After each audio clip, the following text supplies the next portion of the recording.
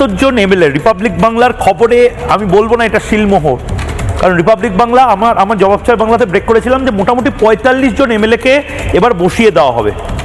কিন্তু last moment অবধি মমতা বন্দ্যোপাধ্যায় চেয়েছিলেন যে যারা সিটিং এমএলএ তাদেরকে রাখা হোক, তার সাথে সাথে তারকারা আসুক। আপনারা জানেন আমি কালই এই খবরটা ব্রেক করেছি, তারকারা পর্যন্ত তারা আসতে অস্বীকার করে। অনেক নায়ক এবং নির্দিষ্টভাবে খুব জনপ্রিয় নায়িকা, ওক ইংরেজিতে যাদেরকে বলে, আতেল, এরকম কয়েকজন আতেল শ্রেণী, তারাও আসতে অস্বীকার করে, দাঁড়াতে অস্বীকার করে। ভাবুন বাজারটা এই মুহূর্তে তৃণমূল কংগ্রেসের কোন জায়গায় দাঁড়িয়ে রয়েছে, মার্কেট ভ্যালু।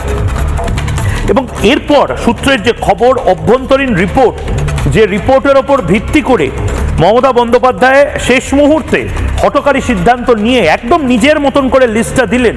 আইপ্যাকের লিস্ট মানলেন না, দুটো অন্য সংস্থার লিস্ট মানলেন না, অভিষেক বন্দ্যোপাধ্যায়ের সংস্থা যে লিস্ট তৈরি করেছিল সেটা মানলেন না, নিজের মতন একে বাদ দেওয়া, একে ঢোকানো, একে রেখে দেওয়া, এই যে গোটা প্রসেসটা করলেন, তাতে এই মুহূর্তে তৃণমূল কংগ্রেসেরই অনেক বর্ষিয়ান নেতার সূত্রের খবর, তারা ফিসফাস নয়, এবার প্রকাশ্যে বলছেন হারাকিরি হয়েছে।